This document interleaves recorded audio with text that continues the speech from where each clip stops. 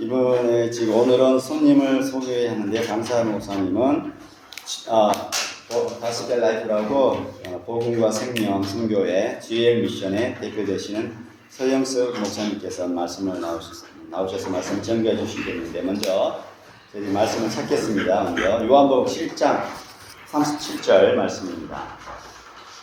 요한복음 7장 37절 제가 한 절 읽고 여러분들 한 절 읽고 교독하겠습니다. 제가 먼저 시작하겠습니다. 7장 37절 명절 끝날 곧 큰 날에 예수께서 서서 외쳐 이르시되 누구든지 목마르거든 내게로 와서 마시라. 나를 믿는 자는 생명의 같이 그에게서 샘물이 흘러나오리니 이는 그를 믿는 자들이 받을 성령을 가리켜 말씀하신 것이라. 예수께서 아직 영광을 받지 않으셨으므로 성령이 아직 그들에게 계시지 아니하시더라. 이 말씀을 듣는 우리 중에서 어떤 사람이 사람이 참으로 그리스도라 하며 어떤 사람은 그리스도라 하며 어떤 이들은 그리스도가 어찌 갈릴리에서 나오겠느냐. 성경에 이르기를 그리스도는 나의 계시요 또 다시 새로운 그들에게 성하게 하시느니라. 예수로 말미암아 무리 중에서 쟁론이 되니 그 중에는 그를 잡다한 자들도 있으나 그를 내는 자가 없었더라. 아래 사람들이 대제사장들과 바리새인들에게로 오니 그들이 묻되 어찌하여 잡아오지 아니하였느냐.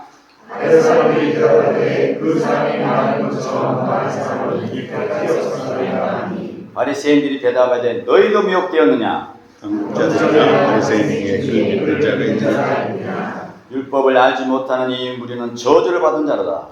그 중에 한 사람은 곧 전에 예수께 왔던 디모데와 그에게 말하되 우리 율법은 사람의 말을 듣고 그 행한 것을 알기 전에 심판하느냐.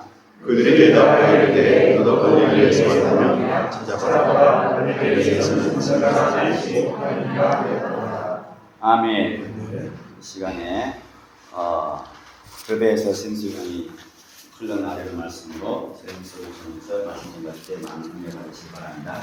할렐루야. 할렐루야. 여러분 편이 너무 좋습니다. 저도 8년 전에 처음 사대에 왔을 때는 4월 달에 와가지고요. 45도 나가니까 야 이런 나라가 있나 했는데 다시 안 올 줄 알았습니다. 참 매력 있는 하나님이 기뻐하신 땅입니다. 어제 입국했고요. 또 이제 내일부터는 바알리 가서 이제 목회자를 대상으로 생명을 나누는 사역을 합니다. 저는 한국에서 복음을 통해 생명으로 나아가는 생명 사역을 하고 있습니다. 그 샤드 선교사님들 생각할 때마다 여러분들이 여기 거주하는 그 자체가 여러분의 존재를 설명합니다. 그러니까 창세기 3장 9절에 하나님이 첫 번째로 인간을 향하는 메시지가 내가 어디 있느냐. 히브리어로 아이에카란 말이거든요. 그걸 이제 유대인들은 그렇게 풉니다. 너가 거주하는 그곳이 너의 존재라는 얘기를 합니다.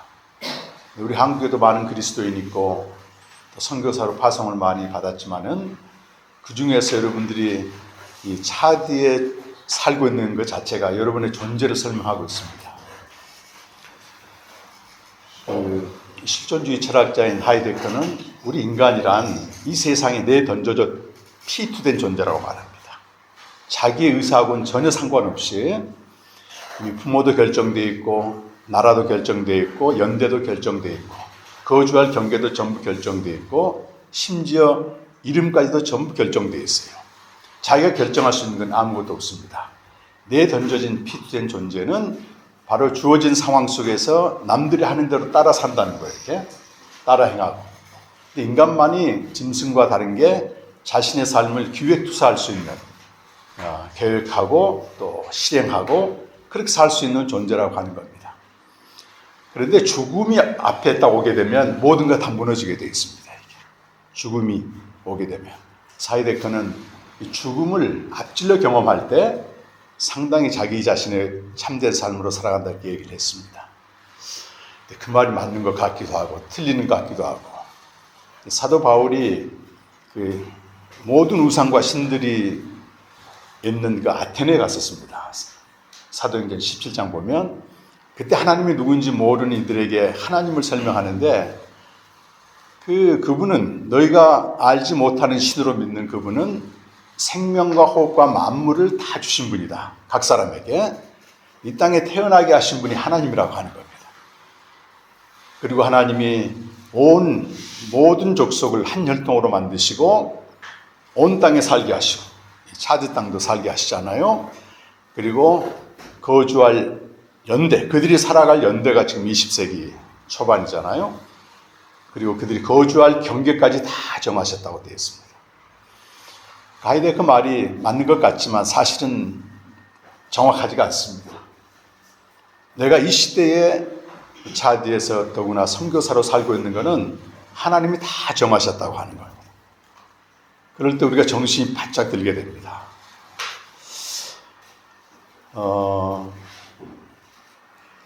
저는 이제 한국 교회 속에 들어가 있는 게 아니고 나와 있잖아요. 이렇게 숲을 이렇게 보게 됩니다. 숲을 보게 됩니다. 계속해서 고민도 하고 연구도 하고 매년 1년씩 종교 호감도를 조사해요. 그리고 12월 달에 발표를 합니다. 2024년도 조사한 결과가 뭐냐면 종교 호감도가 가장 높은 종교가 불교예요. 무려 51%입니다. 그 다음이 천주교 46%가 되고 개신교는 35%예요. 근데 믿지 않는 사람들이 개신교 교회 생각하면 딱 생각나는 게 두 가지랍니다. 하나는 사이비, 이단 이거 하나하고 또는 이기심 이렇게 이제 한국 사람들이 보는 교회의 이제 모습이죠. 그런데 또 실제 교회 다닌 개신교인들에게 조사해 보면 또 철저히 충성도는 가장 높아요. 이것만이 진리라고 하는 걸 믿고 있습니다. 상당히 다변화된 세계 속에서 우리가 신앙생활을 하는데 앞으로 이제 다음 세대 또 어떻게 될지 몰라요, 사실은. 근데 잠깐 우리 양선교사님하고 교제했는데 정말 좋은 선교사님들이 지금 30대에 또 세가정에 와 있고 또 이번에 또 20대에 단기 선교로 와 있고 너무너무 좋은 분들이 와 계시다고 진정성 있게 얘기를 하시더라고요. 그래도 우리 한국교회는 희망이 있다는 생각을 해봅니다. 오늘 이 말씀이 이제 앞부분도 있지만 뒷부분 좀 함께 나누려고 하는데요. 우리는 이렇게 이 땅에 태어나 신앙생활도 똑같습니다. 내가 정한 건 없습니다. 이미 기존 정해진 틀 속에서 내가 배우고 듣고 경험하고 이게 어떤 전 이해로 형성돼서 신앙생활을 한단 말입니다.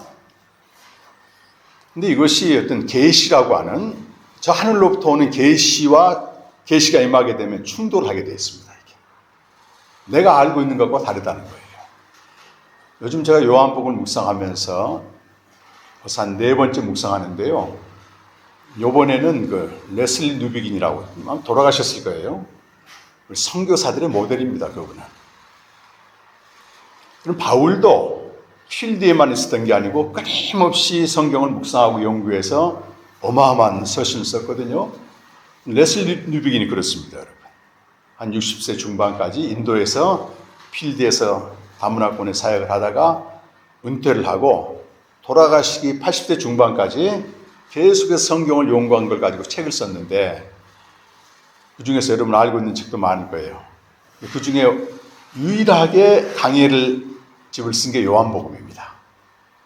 근데 본인이 주관적으로 막 혼자 깨닫고 쓴 게 아니고 찰스 바레트를 비롯한 유명한 그 요한복음 주석서를 참고해서 나름대로 이렇게 통찰을 했는데 굉장히 통찰이 대단합니다. 그래서 이제 그분 것도 참고해서 이렇게 요한복음 묵상에 가는데 그분은 선교사이기 때문에 그게 가능했던 것 같아요. 오늘 앞부분은 조금 이따 설명하고 뒷부분을 보게 되면은 예수님이 하늘에서 오신 분이 계시를 하신다고 지금. 근데 예수님의 육적인 실존을 보게 되면 모든 사람이 소문나 있어. 저 요셉의 아들이고 목수고. 근데 엄청난 얘기를 하잖아요 지금. 난 아버지께서 하신 일 그대로 보고하고 있다. 난 아버지께서 하신 일 보지 않고는 어떤 일도 할 수 없다. 그리고 보내신 일 믿는 자마다 영생을 얻을 거다. 막 이런 어마어마한 계시를 쏟아내는 겁니다. 근데 계시의 내용은 너무 거창하고 위대한데 그 전하는 그 사람은 형편없는 거예요. 내가 하늘에서 왔다. 아버지께로부터 왔다. 이런 얘기를 하니까 무슨 소리냐. 난 당신이 갈릴리 출신이고 직업이 목수고 우리가 다 알고 있는데 무슨 소리야 이렇게 얘기한단 말입니다. 계시는 말이죠. 일단 드러나야 되는 것입니다. 하늘에 계신 그분이 그대로 감춰져 있으면 계시가 아니잖아요. 이분이 육신을 입고 오신 거예요 지금.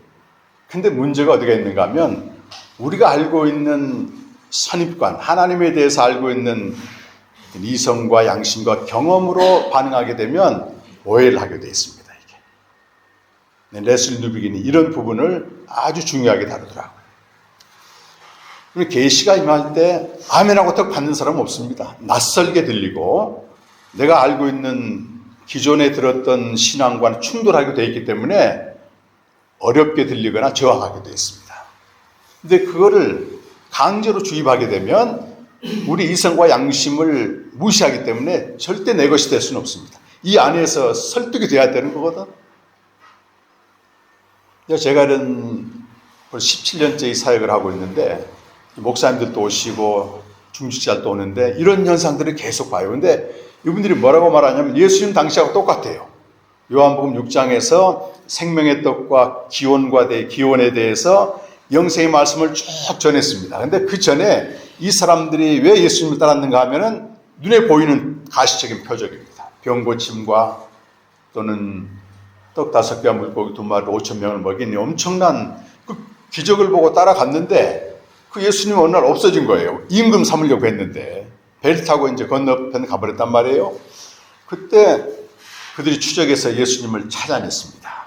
그러면서 기뻐하면서 아니 랍비여 언제 여기 오셨나이까 이렇게 물었다고요. 그때 예수님이 아주 정색을 하면서 너희가 나를 찾는 까닭이 뭐냐? 떡을 먹고 배부른 게 아니냐? 이게 육신의 표적입니다. 그것이 예수님을 찾는 동기는 돼요.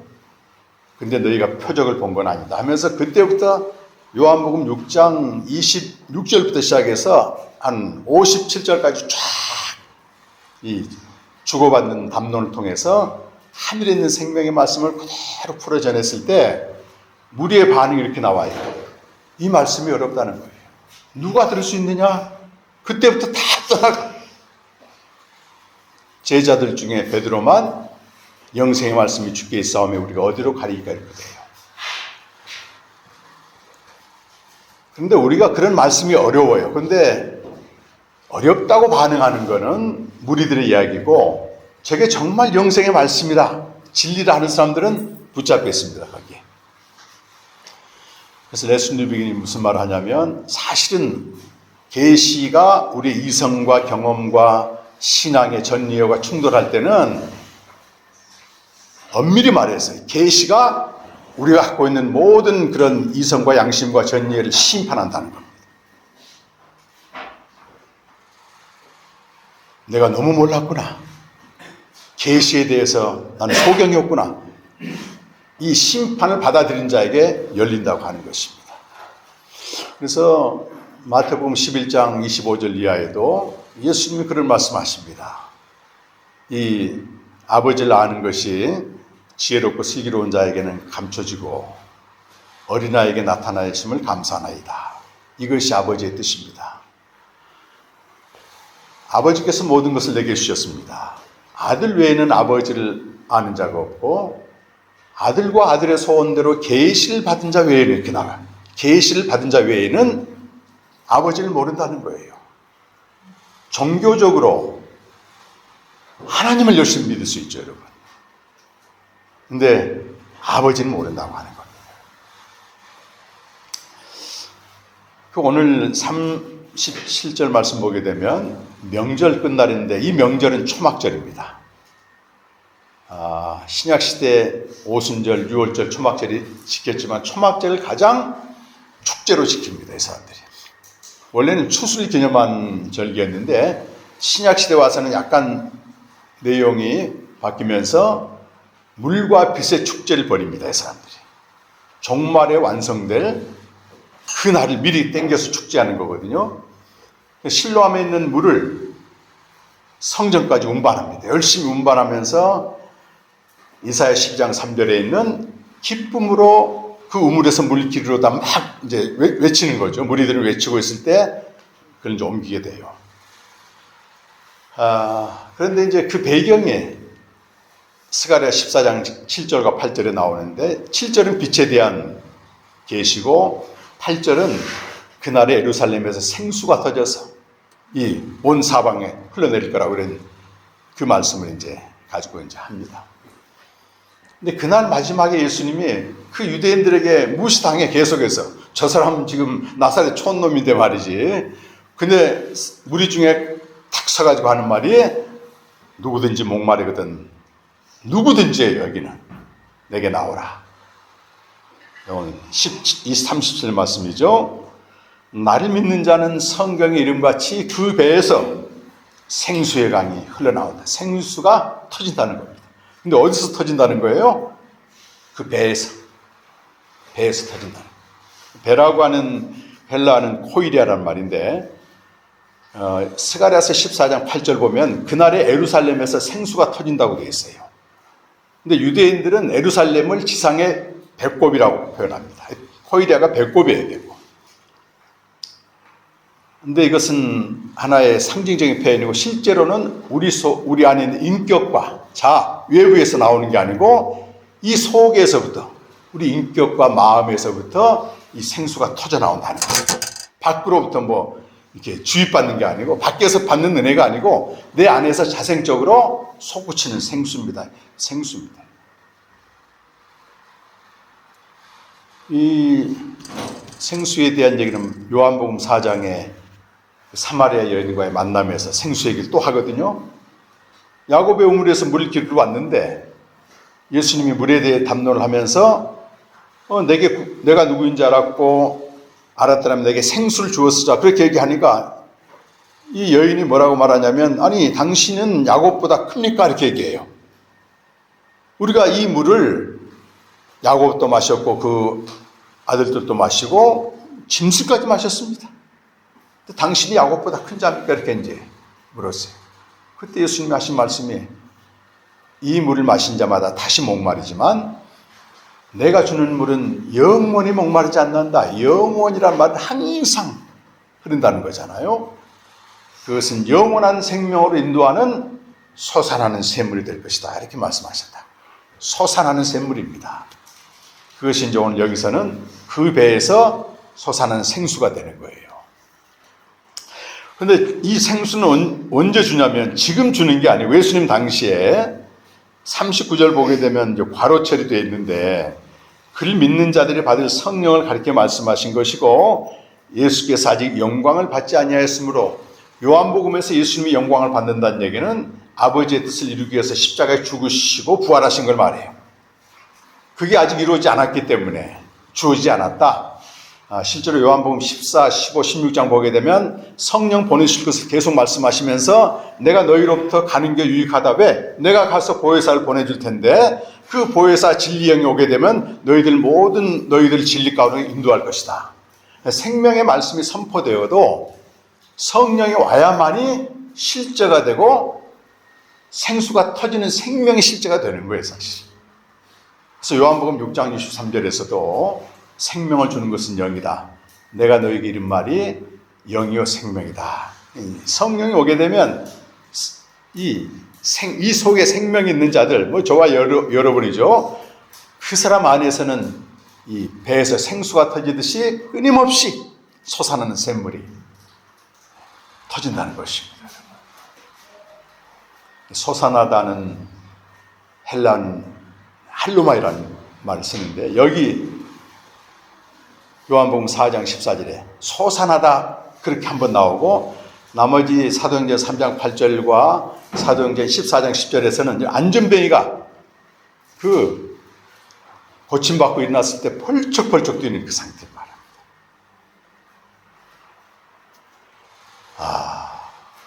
우리는 이미 성령 시대에 살고 있고 예수님 영접하면 생명을 얻고 성령 이미 들어와 있잖아요. 그 성령의 역사로 말미암아 우리 안에 있는 생명이 살아나게 되면 펄쩍펄쩍 뛰는 야곱의 우물은 연명만 하는 겁니다. 이런 말씀을 하셨는데 이 말씀을 딱 했을 때 이제 세 부류의 반응이 나와요. 일단은 그 말을 들은 무리들이 자기들끼리 막 논쟁을 하는 거야. 야, 저 사람 진짜 그리스도인 것 같다.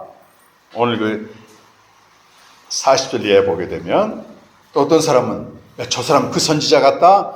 그 선지자는 신명기 18장 15절에서 모세가 예언한 선지자를 말합니다. 저 사람 진짜 그리스도 같네. 근데 그 뒤에 뭐라고 말하냐면 아니다. 어떻게 그리스도가 갈릴리에서 나오겠느냐. 그러면서 두 가지 성경을 근거로 듭니다. 하나는 그리스도는 다윗의 씨에서 나도록 되어 있지 않았느냐.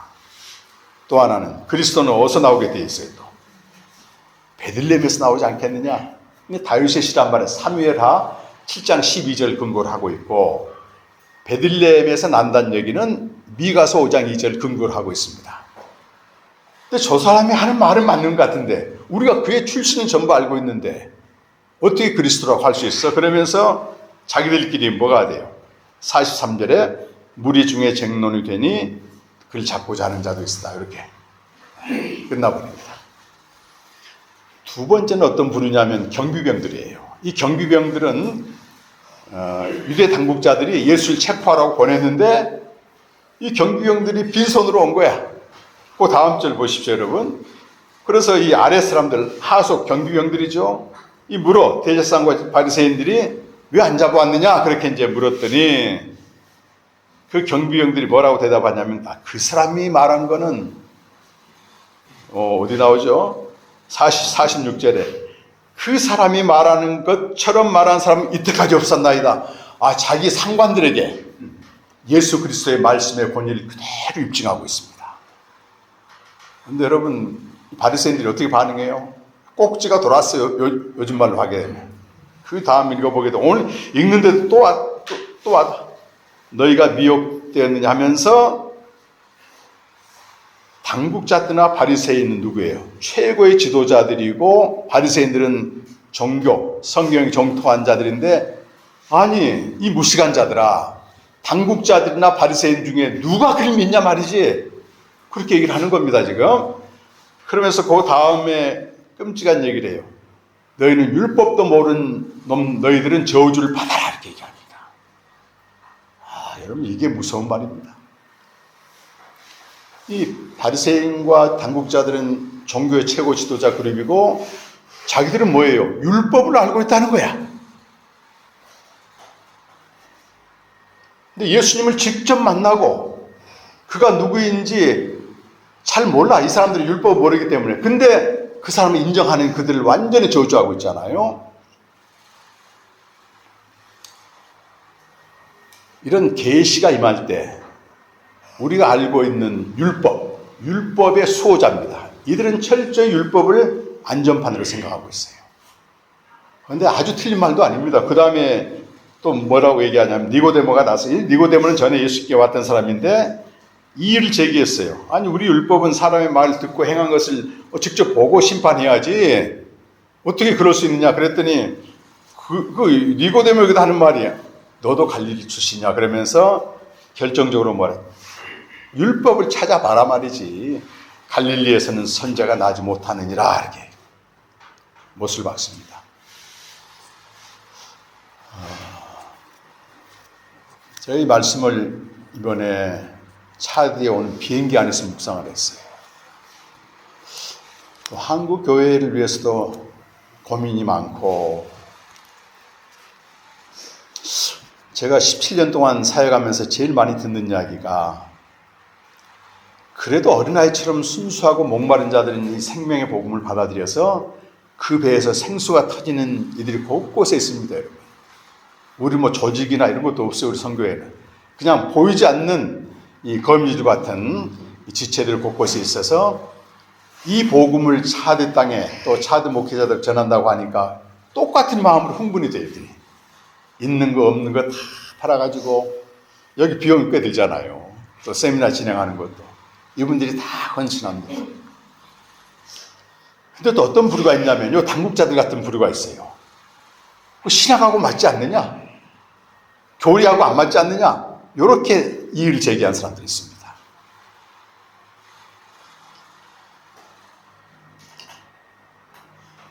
우리 한국교회는요, 140년 정도 됐지만은 이 2000년 동안 도도히 흘러온 신학의 중심부에 서 있는 게 아니고 사실은 신학을 이렇게 선교사님들이 그 복음을 들고 왔을 때 그때 그 미국의 대각성운동을 하면서 나타났던 세대주의 종말론, 거기에 상당히 치우친 이 학생 스튜던트 무브먼트 뭐 이렇게 학생 동원 협회가 있었어요. 대다수가 거기서 왔습니다. 야, 한국 땅 와봤더니 조선 땅이었죠. 그때는 진짜 그 존 달비가 말한 세대주의하고 너무 맞는 거예요. 임박한 종말론에. 그리고 땅끝까지 복음을 전해야 된다고 한 두 가지가 매치가 된 겁니다. 초창기 1900년도 초부터 한 30년, 40년대까지는요, 한국교회 다른 성경은 거의 없었어요. 요한계시록 하나만 붙잡고, 또 길선주 목사님 같은 경우는 일만독을 해가지고 전국에 다니면서 곧 예수님 오신다. 피 안의 세계를 동경하게 만들고, 현실 포기하게 만들고, 그렇게 해서 교회가 부흥이 돼가면 한편으로는 그 요한계시록이 이단의 숙주가 돼버렸습니다. 사실 요한계시록이 중요한 책이긴 하지만은 종교 개혁자들도 전부 외면했던 책입니다. 사실은 끝까지 이게 정경화 작업에서 문제가 됐던 책이에요. 정경화 과정은 AD 395년에 끝났고 그 전에 몬타니즘이라고 하는 지금 신천지와 거의 비슷한 거거든요. 몬타니우스가 자기는 성령이라는 거예요. 그러면서 요한계시록에 있는 천년 왕국을 인용해가지고 완전 이단설을 퍼뜨렸습니다. 초창기에는 이레니우스나 이런 사람들 요한계시록을 정경으로 인정했는데 나중에 교회에 분란을 일으키니까 마지막 그 정경화 과정에서 굉장히 논란이 많아요. 그래서 유세부스 같은 교회사 쓴 사람은 이거 없애야 된다고 막 주장했고 막 그랬습니다. 그러니까 모든 성경이 중요하지만 정말 중요한 성경을 따지자고 하자면은 계시의 복음인 요한복음이에요, 사실은. 근데 이제 계시록이 이제 주가 되면서 한국교회가 이제 세대주의 신학이 흘렀고, 또 하나는 번영 신학이 들어왔고 중간에 이 땅의 문제를 해결하는 그쪽으로 많이 치우쳤고, 또 대표적인 교단인 이런 장로교 쪽에서는 개혁주의 신앙에 그대로 멈춰 있습니다, 여러분. 종교개혁 신앙 당시에는 대단히 중요한 신앙이었지만 100년도 안 돼서 형식화되면서 죽은 정통이 돼요. 근데 그것을 다시 살려낸 게 계몽주의와 그 이후에 낭만주의 비롯해서 서무주의까지 갔다가 신정통주의라고 하는 이 바르트를 비롯한 이 대단한 사람들이 다시 기독교 진리를 회복시키거든요. 요 공간이 빠져 있다고 한국에 거의. 저도 지금 원고를 다 넘기고 왔는데 증보판에는 요 부분을 제가 전부 살렸습니다. 이 기독교에 대한 엄청난 도전은 철학자들이 했습니다. 근데 그 철학자들이 누구냐면 전부 뼛속 깊이 모태신앙부터 그리스도인들이에요. 자기들이 깨닫고 보고 깨닫고 알고 공부하고 보니까 이건 그 미신 집단 같아. 광신도 같아 이게. 그래서 아주 무자비할 정도로 교회를 비판했는데 쓴 게 약이 된다고요? 이게 약이 됐습니다, 사실은. 정통 신학 노선이 아닙니다. 근데도 그런 신학과 교리를 안전판으로 삼아가지고 지금 계시의 빛이 들어오고 있는데 그걸 차단하고 또 거부합니다, 여러분. 이 상황은 지금 상황입니다. 저 거꾸로 내가 신학도 정통하고 교리도 정통해. 안전판이죠. 근데 그에게서 날마다 그 속에서 펄쩍펄쩍 뛰는 솟아나는 생수가 나오느냐 그 말이에요, 여러분. 그건 없습니다. 그런 이단의 영향 때문에 자꾸 교회에서 부르짖는 것은 그 선 넘어가지 말라는 거예요. 교단 신학과 교리를 넘어가면 큰일 난다. 다른 데 가서 성경 공부하면 절대 안 된다. 그건 잘못 이용한 사람도 있어요. 근데 여러분이 직접 말씀 앞에 나가서 여러분 안에 있는 성령을 통해서 묵상을 하고 연구를 하다 보면 이 솟아나게 됩니다, 여러분. 솟아나게 돼요. 이것을 생명을 가진 자가 아침마다 주님과 교제하는 생명의 교제입니다, 여러분. 생명의 교제. 생명의 교제를 통해서 이 생수가 이 솟구치가 돼요, 여러분. 그런 사람들은 내가 이미 안전판으로 얘기했던 신학과 교리를 초월해서 그 물고기가 물속에서 마음껏 자유롭게 유영하듯이 주님과의 깊은 교제 속에서 주님을 더 알아가면서 이 독생자의 영광을 보는 충만한 그게 있어야 돼요, 여러분. 그래서 이 선교사에게 끝날 쯤에는 내가 매일 묵상하고 성경을 연구하고 그런 것들이 신학으로 열매를 맺어야 됩니다. 일만 하다 끝나는 게 제일 비극이에요. 한 군데 좀 보고 말씀 마무리하겠습니다. 누가복음 10장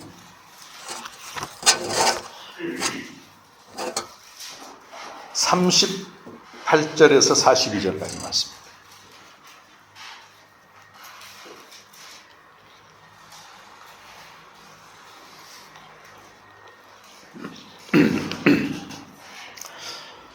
자, 우리 한 목소리 한번 같이 읽겠습니다. 10장 38절에서 42절 시작. 그들이 길 갈 때에 예수께서 한 마을에 들어가시니 마르다라 이름하는 한 여자가 자기 집으로 영접하더라. 그에게 마리아라 하는 동생이 있어 주의 발치에 앉아 그의 말씀을 듣더니 마르다는 준비하는 일이 많아 마음이 분주하니라. 예수께 나아가되 주여 내 동생이 나 혼자 일하게 두는 것을 생각하지 않으시나 그를 명하사 나를 도와주라 하소서. 주께서 대답하여 이르시되 마르다야 마르다야 내가 많은 일로 염려하고 근심하니 몇 가지만 하든지 혹은 한 가지만 마리아는 이 좋은 편을 택하였으니 빼앗기지 아니하리라. 여러분 그 종이로 된 성경 보시면 그 스마트폰 말고 책으로 된 성경 40절 보면 마르다는 준비하는 일이 많아. 준비 앞에 조그만 숫자가 있습니다. 난하주라고 말하면 난하주. 이게 뭐라고 밑에 번역되어 있냐면 헬라어로 봉사하는, 헬라어로는 디아코니아입니다. 디아코니아. 봉사하는 일. 그리고 42절 마지막에도 몇 가지만 하든지 그 앞에 조그만 글씨가 있어요. 내려보면 뭐라고 되어 있습니까? 최근의 본문에는 원싱, 한 가지만으로 족하다. 몇 가지를 얘기한 게 아니에요, 예수님이. 이 한 가지만 해도 족하다. 마리아는 자기의 탤런트대로 지금 봉사를 하잖아요. 디아코니아를 하고 있는데 그게 너무 많아서 분주한 겁니다. 너무 많아, 일이. 예수님이 알고 계십니다. 뭐라고 말씀하시냐면 내가 어찌 많은 일로 많은 디아코니아로 염려하고 근심하냐 이렇게 말해요. 그러면서 마리아에게 주의 발치 앞에서 말씀을 받고 있는 마리아에게 마리아를 보고 한 가지만 해도 족하다 이렇게 말합니다. 여러분 그 누가복음하고 이 사도행전하고 저자가 똑같아요. 그렇죠? 누가복음과 사도행전 저자가 똑같습니다. 디아코니아란 말을 누가가 어디다 쓰냐면 사도행전 20장 24절에 있는 말씀에 그대로 쓰고 있습니다. 사도행전 20장 24절 말씀.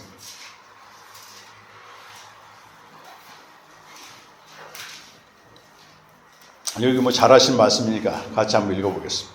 23절부터 읽으실까요?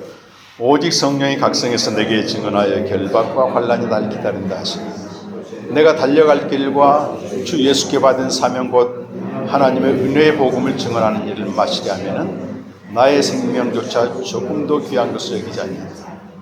여기 내가 달려갈 길과 주 예수께 받은 사명이란 말이 나와요. 사명이 디아코니아입니다. 그러니까 바울은 이 주 예수께 받은 사명, 마르다는 주 예수께 받은 사명이 뭐예요? 열심히 공부하는 거고 음식에서 섬기는 거고 차별이 없습니다. 사실은 이 사명이 너무 귀하기 때문에 나는 내 목숨을 아끼지 않겠다고 얘기합니다.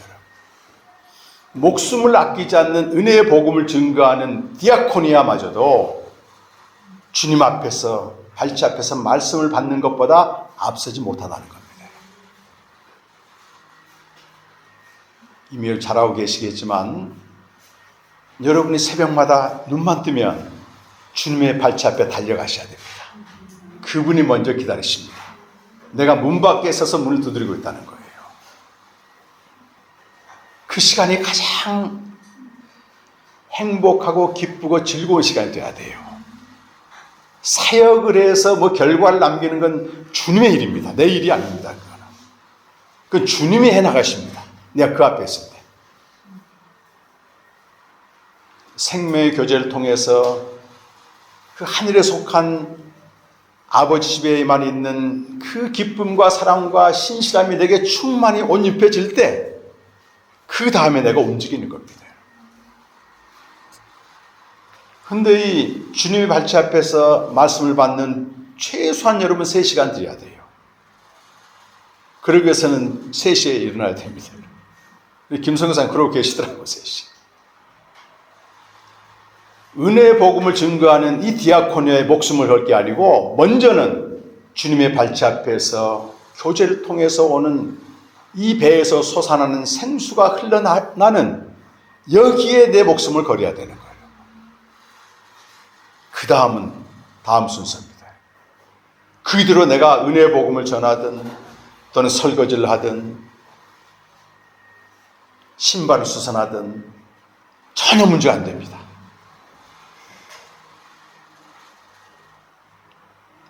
이걸 놓치고 하게 되면 아무리 멋진 집을 지어도 이건 모래에 지은 집이 되고 말아요. 전 2008년도 4월 달에 벌써 이제 17년이 됐습니다. 그 전에는요, 정말 마르다처럼 이 사명에 너무 분주했어요. 말씀 볼 시간 없었습니다. 생명도 잘 몰랐고, 하나님이 나 같은 자를 너무 사랑하셔서 완전히 매장시킨 거예요. 심판하셨습니다. 목사가 됐을 때 한 가지 그 유익한 게 뭐냐면 아무것도 할 수 없을 때 말씀 앞에 나가더라고. 저는 너무 그 디아코니아에 너무 바빠가지고 사명에 너무 바빠가지고 말씀 앞에 못 나갔는데 이 사명이 심판받고 나니까 그날부터 말씀 앞에 나갔는데 제가 제일 먼저 말씀 앞에 했던 말이 주님의 심판은 옳습니다 했어요. 주의 심판은 옳습니다. 그때도요, 여기저기서 콜링 와. 어디 교수로 나가서 강의해라. 사역이 막 2개월, 3개월. 근데 주의 심판은 옳습니다. 왜 했겠습니까? 말로는 주님을 떠나지 않는다는 주님과 교제가 없었잖아. 교제 없이 디아코니아에 너무 바빴던 나를 심판하시는 주님은 옳습니다 했기 때문에 나의 심판이 옳다고 하는 고백이 진정성을 가지려면 목숨 걸고 해야지. 이거는 그때부터 지금까지 어딜 가거나 무엇을 하거나 시간은 무조건 3시간 땡겨줍니다. 지금까지 하나님의 은혜로 단 한 번도 중단되지 않고 이 배에서 생수가 쏟아나는 그렇게 흘러가다 보니까 이 자기의 전예로 거부하지 않고 어린아이 같은 사람들은 말씀을 함께 받아서 함께 누립니다. 너무 참 헌신으로 말하자면 그 디아코니아로 말하자면 우리 차드에 헌신하는 선교사님들 제 반의 반 신발끈 풀기도 감당하지 못할 만큼 형편없습니다. 저는. 여기에서 존재하고 살고 있는 그 자체가 대단한 거예요, 사실은. 뭘로 봤을 때? 디아코니아로 봤을 때. 사명으로 봤을 때. 근데 그것이 주님과의 계속 보이지 않는 거예요, 그건 여러분. 캄캄한 밤에, 아무도 깨어나지 않는 밤에 은밀하게 나만의 장소로 가서 주님과 깊이 교제해 보십시오, 여러분. 이미 우리 안에는 생명이 있고 성령이 와 있기 때문에 생수가 터질 겁니다, 여러분. 펄쩍펄쩍 뛰면서 문 밖을 나가십시오, 여러분. 하나님의 무한한 사랑과 신실함이 덧입혀지는 겁니다. 그때 계시를 받은 자에게 하는 예수님의 말씀이에요. 수고하고 무거운 짐 지는 자들아 다 내게로 오라는 거예요.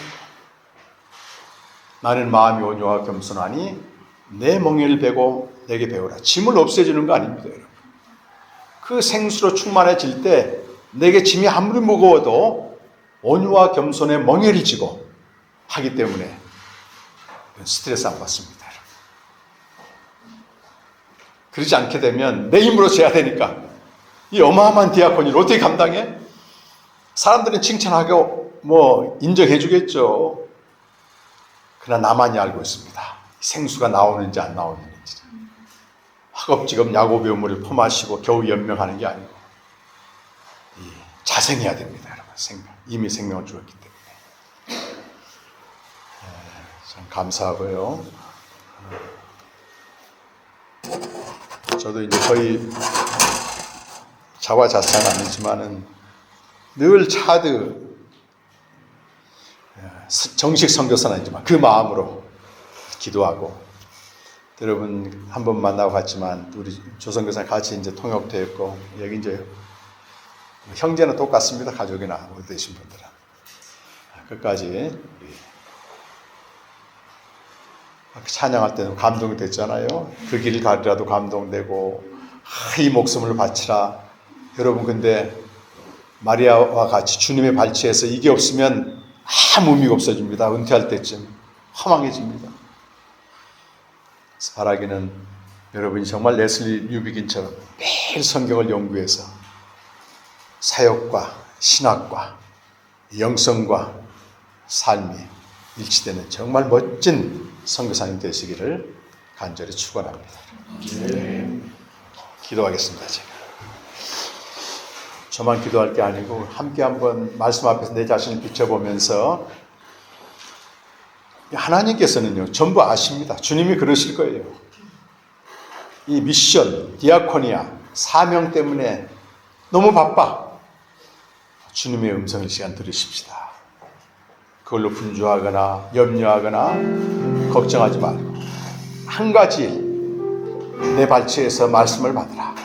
교제로 초대하신 하나님의 음성을 들으시며 그 시간을 빼앗기지 않는, 뭘 빼앗기지 말라고 되어 있잖아요. 누군가 빼앗아 간다는 겁니다. 하루 30분부터 시작해도 됩니다. 1시간, 2시간 고요하게 주님과 만나서 그 배에서 생수가 터질 때까지 그래야만 흘려보낼 수 있습니다. 그런 은혜를 사모하면서 성령님 인도해달라고 다 같이 한번 기도하겠습니다. 하나님 아버지 감사합니다. 오늘 사랑하는 차디의 선교사님들 너무도 소중하고 귀하고 복된 자들입니다.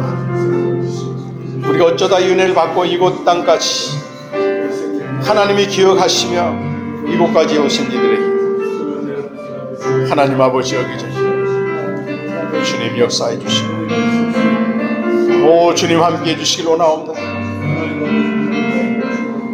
그 배에서 솟아나는 생수로 이제는 성령이 오셨고 우리 안에 생명이 있기 때문에 날마다 그 말씀 앞에 나가는 자들, 이 생수가 터지는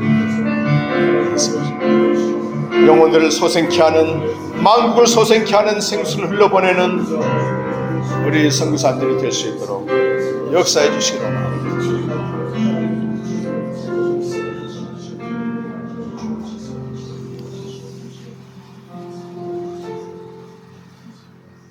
모든 인류를 한 혈통으로 지으시고 그들의 연대와 그들의 거주의 경계를 정하신 하나님 아버지, 우리 이 시대에 태어나게 하시고 바로 차드 땅에 거주의 경계를 정하시고 무엇보다도 하나님의 은혜의 복음을 전하는 주의 종으로 삼으셔서 감사합니다. 바울이 고백한 것처럼 이 은혜의 복음을 위해서는 내 생명을 조금도 아끼지 않는 주 예수께 받은 사명 디아코니아가 있습니다.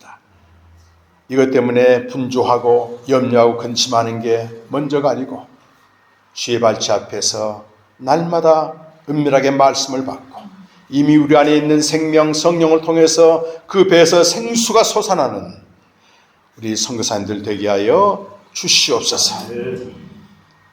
외부로부터 은혜를 받기 위해서 여기저기 쫓아다니고 안식년이 되게 되면 곳곳에 기도회나 집회를 다니면서 이런 야곱의 우물을 마실 것이 아니고 오늘 바로 이 자리에서 아침마다 그 배에서 생수를 솟아내서 주관 이들을 만물을 소생시키는 성사님 될 수 있도록 축복하여 주시옵소서. 존귀하신 예수님의 이름으로 간절히 기도드립니다. 네.